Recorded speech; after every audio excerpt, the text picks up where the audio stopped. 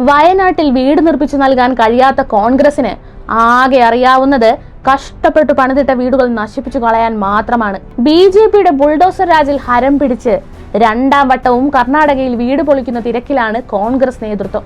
ബംഗളൂരു തനിസാന്ദ്രയിൽ മുന്നറിയിപ്പ് പോലും നൽകാതെയാണ് കോൺഗ്രസിന്റെ ഈ ക്രൂരത. ഇടതുപക്ഷത്തെ പേടിച്ച് കേരളത്തിൽ അടങ്ങിയൊതുങ്ങിയിരിക്കുന്ന കോൺഗ്രസിന്റെ വർഗീയ സ്വഭാവമാണ് തനിസാന്ദ്രയിൽ കാണാൻ കഴിഞ്ഞത്. ഭൂരിഭാഗം മുസ്ലിം കുടുംബങ്ങൾ താമസിക്കുന്ന ഇടങ്ങളാണ് ഇവരുടെ ലക്ഷ്യം. വീടുകൾ മാത്രമല്ല, ഗോഡൌണുകളും ഗ്യാരേജുകളും അവർ തകർത്തു കളഞ്ഞു.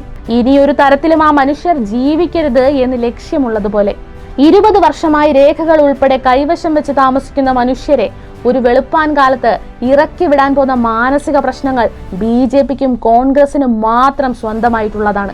കേരളത്തിൽ സ്വന്തം അവകാശങ്ങൾക്കെതിരെ ഒരു മനുഷ്യനും മഴയത്തോ മഞ്ഞത്തോ സ്വന്തം വീട്ടിൽ നിന്ന് വലിച്ചെറിയപ്പെടാത്തത് ഇവിടെയുള്ള ഇടതുപക്ഷത്തിന്റെ കരുത്തു മാത്രമാണ്.